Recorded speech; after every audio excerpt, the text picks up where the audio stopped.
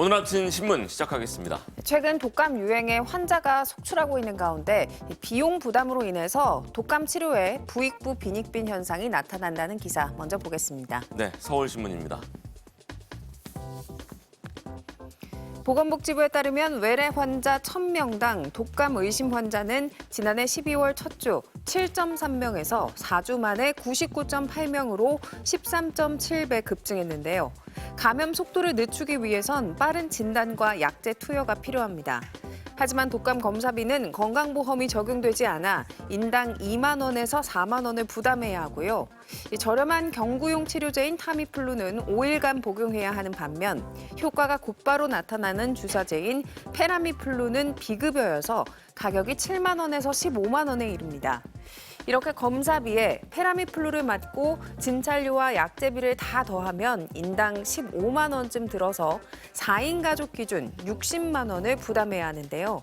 검사비만이라도 건강보험을 적용해야 한다는 목소리가 나오지만 보건당국은 검토하지 않고 있다고 신문은 전했습니다. 다음은 매일경제입니다. 피고인이 재판기일에 장기간 불출석하거나 도주해서 선고에서 실형이 확정됐음에도 수감되지 않은 사람들을 자유형 미집행자라고 하는데요.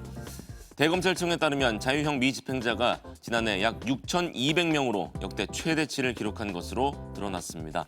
피고인을 법정 구속할 수 있는 기준이 엄격해져서 불구속 재판이 늘어난 게 원인으로 꼽히는데요.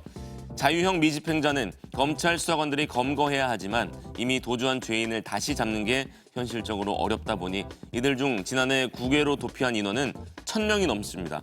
또 현행법상 검찰은 사실조회나 압수수색 영장 등 별도의 강제 수단이 없어서 인력 충원만으로는 한계가 있다는 지적이 나옵니다. 이어서 같은 신문 기사 하나 더 보겠습니다. 지난해 국가와 지자체의 경로당 지원 예산이 총 6,277억 원에 달하고 경로당별로 월 회비나 후원금까지 걷고 있는데요. 하지만 경로당 회장과 총무가 사용 내역을 투명하게 공개하지 않는 경우가 허다하다고 합니다. 그러다 보니 임원 등이 운영비를 개인 통장으로 빼돌리거나 상품권을 구입해 친척을 나눠주는 등 사적 이용이 적발돼 소송전으로 번진 사례도 있는데요. 또 지자체별로 회원수와 경로당 규모에 따라 지원금을 차등 지급하지만 실제 활동 인원을 제대로 반영하지 않은 점도 문제로 꼽힙니다. 공적 재원이 투입되는 경로당 예산의 철저한 관리 감독으로 국가 예산의 낭비를 막아야 한다고 신문은 지적했습니다. 이번엔 중앙일보 볼까요? 설 연휴를 앞두고 고물가와 내수 침체 등으로 얼어붙은 지역 경기를 살리기 위해서 지자체들이 발벗고 나섰습니다. 강원도는 올해부터 골목 상권 살리기 캠페인 릴레이 챌린지를 시작해서 단체 회식을 활성화하고 있고요. 부산시와 전라북도는 소상공인 업체들을 대상으로 착한 선결제 캠페인을 벌이고 있습니다.